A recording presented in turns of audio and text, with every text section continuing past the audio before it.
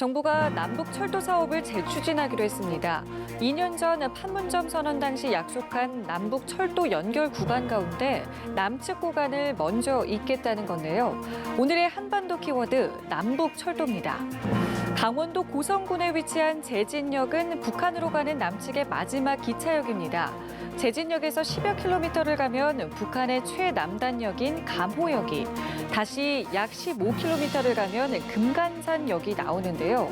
남북 정상회담 2주년이었던 지난달 27일, 바로 이 제진역에서 동해 북부선 추진 기념식이 열렸습니다.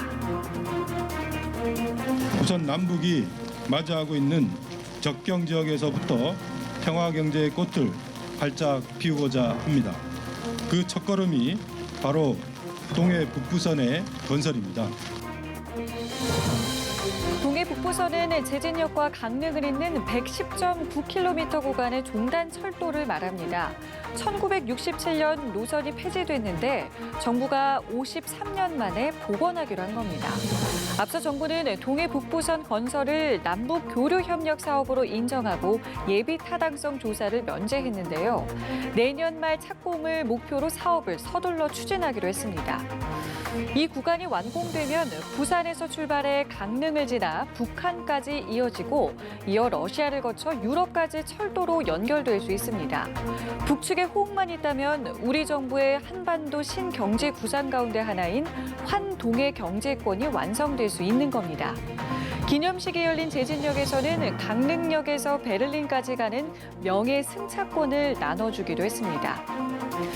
이 남과 북은 2년 전 4.27 판문점 정상회담을 통해 남북 철도를 연결하기로 합의했는데요. 이후 우리 측 철도조사단이 철로 조사를 위해 북한에 다녀오는 등 남북 철도 사업은 순조롭게 진행되는 듯했습니다. 이 공동조사를 마친 남북은 2018년 12월 개성 판문역에서 착공식을 열기도 했는데요. 한반도를 넘어 대륙으로 뻗어나갈 새 경제 동맥에 대한 기대감으로 당시 남과 북 모두 목소리를 높였습니다. 유라시아 횡단 철도와 아시안 하이웨이를 통해 운송 기간을 단축하고 물류 비용을 절감하여 평화 번영의 열기가 그 어느 때보다도 높아지고 있는 시기에 동남 철도 도로 연결 및 현대화의 착공을 선포하는.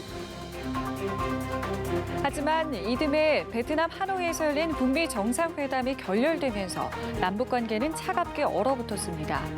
북한은 남측이 미국 눈치를 보고 대북 제재에 동조한다며 비난 수위를 높였고, 이후 남북 교류의 문이 닫혔는데요. 이런 상황에서 우리 정부가 1년 넘게 중단된 남북 철도 카드를 다시 꺼내는 겁니다.